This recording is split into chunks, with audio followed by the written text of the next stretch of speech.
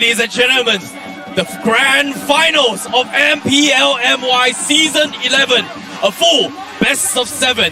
This is game 1 between SMG versus Todak, and we are jumping with a pause. Okay. Man, Okay. I love that we have a full house here at Stadium Juara. The collective, from the audience, that was satisfying. You know, I don't know if it's the audience. Sometimes don't you feel the heat that's going on? It might be just a little bit of a temperature problem, even. I don't think it's a temperature problem. It is raining outside. I can fair barely enough. tell the difference between the rain noise outside and the audience just walking in. There's just too many people in here.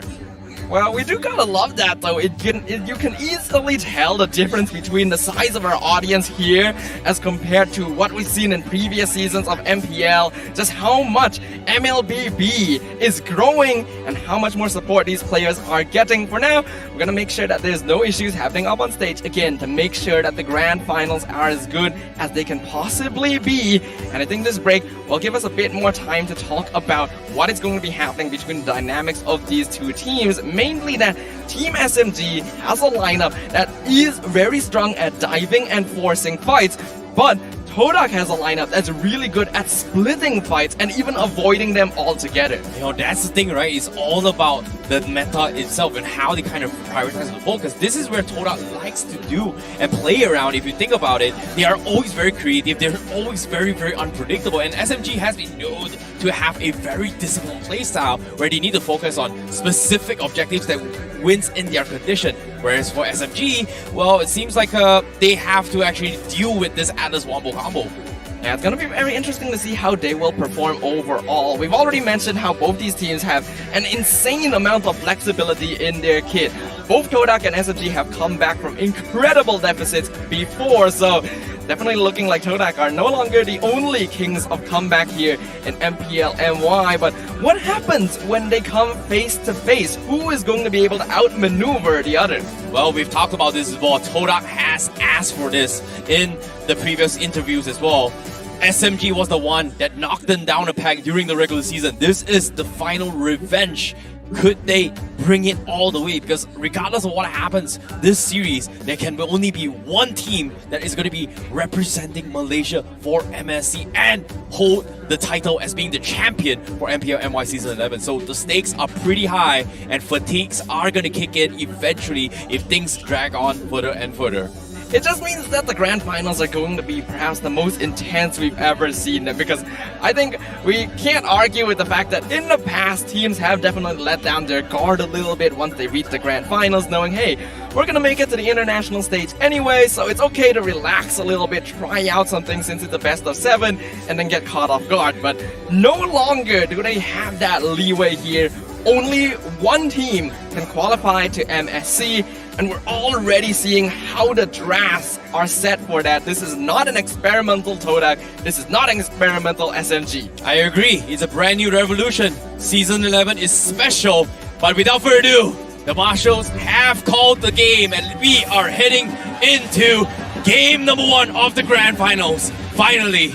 And I'm excited to see how things are going to go down here. But to start things off, Momo having a level lead and Smooth getting chipped apart. That's gonna be interesting right there. Of course, Move hasn't been able to clear his EXP cannon minion yet, so he'll be able to reach level 2 pretty soon. Interestingly enough, gonna be keeping it near his tower, so freezing the wave to make sure that Momo cannot poke him out before level 2, maybe even level 4. Oh, hold on. Oh my goodness, Moon almost getting chipped off as well. Valenz gonna be backing out a little bit, but you can see that there is a lot of harassment coming from Todak, but at the same time, SMG, they're being a little bit more proactive now. I mean, proactive or not, they're basically doing nothing here. Like, nothing has been achieved so far. It's about creating those openings, creating those moments like this one. Nope, not gonna happen just yet. Nobody wants to make that very first move. Making that first move does require a bit more confidence, a bit more resources at this stage, and both SMG and Todak know that in terms of their lineup, they're actually fairly evenly matched, so they're not going to force anything, they're not going to try and punish anything, because there is nothing to punish as of right now. The goal is to safely hit level 4 on all of their heroes to contest the first turtle. Speaking of that first turtle, I mean, 3 more seconds, we're seeing that both sides haven't really developed any sort of advantages, and we expect at least the mid laners to be the EXP.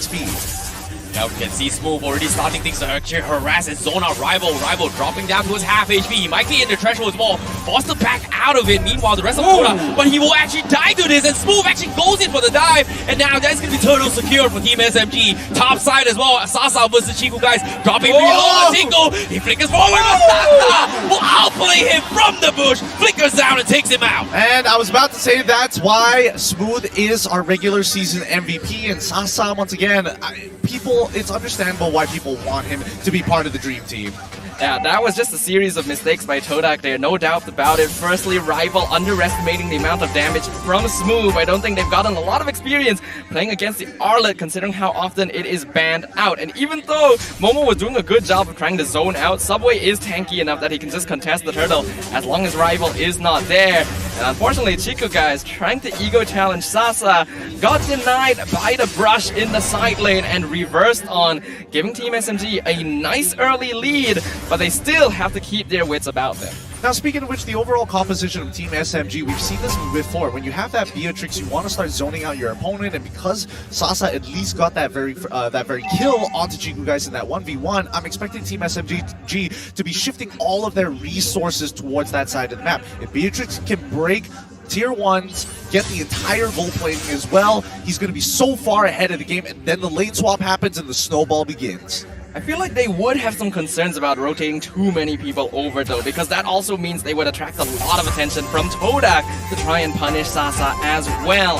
And preferably, they want to achieve a balance of giving Sasa some funneling while also making sure not to draw too much attention to their late game carry. They're not going to dive Smooth here, right? He's playing Arla. His flicker's about to come up in about 12 seconds or so. I don't think this is very likely, but Todak postured for it in case he makes that mistake. Top side, Valenz, he is gonna go make a dive as well. The Tyrant's Rage comes in. Yumes will be able to flicker out of there. And Todak, they will successfully disengage. But at the same time, 3 more seconds left for the turtle. Now this turtle going to be an important one right here. Todak ideally wants to grab it to even up their goal lane lead, but they already lost the first exchange. Looks like they're still gonna force it though. Yeah, Momo now going to be zoning off SMG in the back lines. Turtle dropping down towards the 2. Final power Yumes in the front line is going to be blocking Tyrant's Rage. Uses the Fatal Rings to cancel him out, but Subway still steals the turtle, and Rival needs to back out, and Smooth gives chase, but does not have enough charges to continue. So far, so good for Team SMG. The tempo is on par with Todak. They're just winning out in more situations. Todak attacking the EXP lane, Team SMG attacking the gold lane. They still get the turtle. They're still able to get at least a lot of pressure, but we're not seeing those big invades. Like, why aren't we seeing Martis just immediately running into Todak's jungle to steal stuff away? A majority of that is because of the number of members still left, and I feel like Team SMG, they're playing extremely respectful of Todak's space. It's also because they have Fetid Airstrike and Fatal Links. I don't think you want to invade the jungle into a situation like that. And while Todak tried to contest the turtle, and they made a really smart play by shoving out the mid wave first, which meant that Valenz and Stormie came late.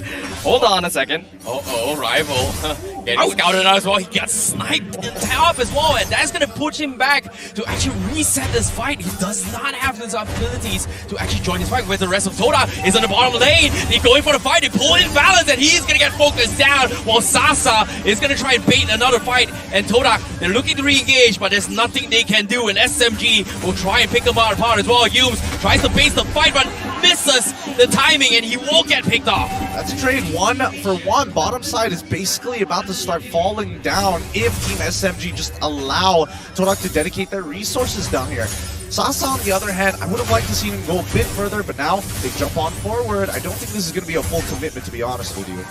I'm honestly surprised at how many resources Todak is trying to send down here, all things considered. They already are not going to be able to get the same old engage as before, and Team SMG make a very smart disengagement to not force things, since they do see that the better airstrike will be threatening them at that stage. While it was a good idea to identify that, oh, Team SMG doesn't have a lot of resources down in the bottom lane, we can try and force something, and they get a free kill first. they have to realize their damage consistency is not quite there yet. Oh, Yums, he gets a nice fatal links onto the 2 as well with the feathered airstrike, set things up. They get 2.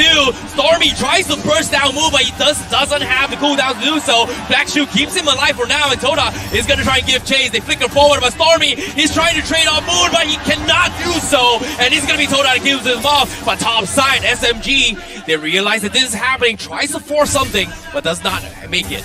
Honestly, not too bad from Stormie. For the fact that was a 1v3, he was able to get quite a number of battle spells, trading his own in return, and at least Todak now swing back the gold in their favor. At least this is just a bit of momentum for them to go toe-to-toe with Team SMG for the next, what, 3-4 minutes? What we're basically just seeing is the value of Atlas as a hero, right? Yums was already picked off earlier. Team SMG probably had a subconscious thought, we don't have to worry about him too much, and then he immediately snaps off Fatal Links, and they do have the burst damage this time since Moon is in the area. And that is probably the fight they were aiming for initially, but weren't able to get. Well, better late than never, though.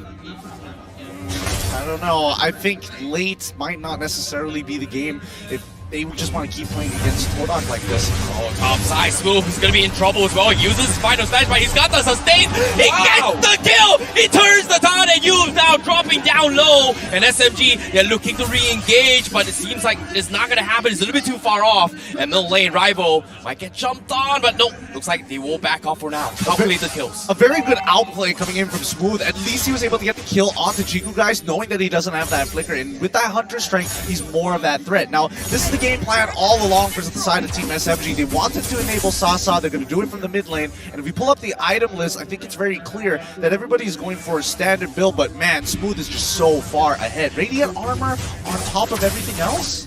Yeah, after all, he is our regular season MVP for a reason, but down here... Oh, Momo popping the electrifying beast, but it was a setup. The fatal link from Yums is going to pull Smooth back. They have been targeting the XP lane, and they finally got Smooth.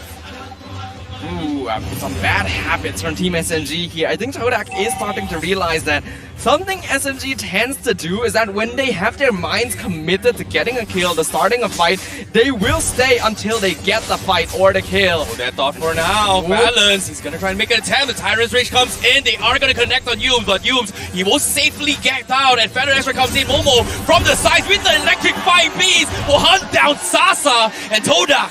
Langars SMG. Things are not looking all too good for Team SMG right here. As we mentioned, Todak has an insane amount of mobility. Oh my goodness, when you least expect it, they hit you. Chiku, guys, they got the kill. Smooth now looking for the fight. Stormie looking to flicker forward. He gets caught out with the fatal links. Cannot continue the combo. Valenz not going to be able to do too much. Smooth completely zoned out, and Todak is able to get kills after kills. While this was all happening, Lancelot on the top side of the map was able to secure the Lord for themselves. Now Todak is really stealing away this game. What used to be a Team SMG lead now falling into the hands of Todak, and Todak doubling up their gold in less than a minute. The extra mobility from Todak is helping them out so much here. It's just allowing them so much freedom to decide how long they want to take these fights, when they want to engage, when they want to disengage. And Team SMG has this sort of desperation where they find someone, they think they can kill them, they're going to follow up, they're going to chase them down. And Todak just layers on their CC to catch out the members of Team SMG one by one, who are honestly using battle spells really unnecessarily here. I feel like Team SMG right now are the more proactive team. They are the ones trying to set the tempo against Todak. Unfortunately, the counter engage from Atlas, like you mentioned before, Staffa, has been quite annoying for the side of Team SMG. Now with the Lord coming in from the top side and Todak already shifting their focus on the mid lane to get an outer control here, SMG, they really have to try everything to actually defend against this, but it seems like it all comes down to Valenz. Where not, can he get the play? Because it seems like Momo now going to be zoning up the back line. Valenz focusing and trying to look for Chiku, guys, but I don't think he has the angle. Yums now backing up, but Momo already baited out the Feathered Airstrike coming in from SMG. They're still trading off blows, but Stormie does not have the health to tank it, and Todak will pick them apart. Now, Inhibitor already falling down, and SMG has no answer at all to Todak. I don't think Todak is going to push any further than this. If they do, they're really just overextending. You might as well starve them out. You have the 6k gold lead. just maintain it. They are going to hit their item power spike so much faster than Team SMG. If you want another inhibitor, just give it to them. Now Valenz thinking about going for the dive again, but seems like he has to back out. But Yums goes for the fatal leg, pulls move back. They burst him down. Subway gonna be caught in the crosshairs, and they get two. Stormie forced the black shoe out of there. Valenz gets a 3-man knockout, but where's the follow-up? It's gonna be Stormie that comes in to burst him down, but at the same time, he just doesn't have the health to fight against Chiku Gangs, the man who fears death. Sasa pops his ult, clears the minutes, but it's no damage. Chiku is gonna kill him off. He gets the Mayday from Todak, and just like that, game 1 in the hands of Todak. Ooh, a fast game here coming in from Todak. They start off a little slow, but man, the escalation, the pressing of issues, great punishes from Yums. That's just really smart decision making, really smart gameplay from Todak, identifying the weaknesses of Team SMG, not in their draft, but their tendencies as players, as a team, and making sure that they delay their utilities and resources to catch out SMG, constantly putting him in a position of having to figure out, do you engage or do you wait for a better opportunity? And I think, Todak, they got the formula down. They knew that Team SMG was going to try and be proactive. They knew SMG wanted to get Beatrix ahead, and especially exploiting some of the more bad habits from the side laners. Yeah, it's really, really tough here, but it is the grand finals, and I'm extremely excited to see how they will be able to adapt. But as of now, it seems like it is going to be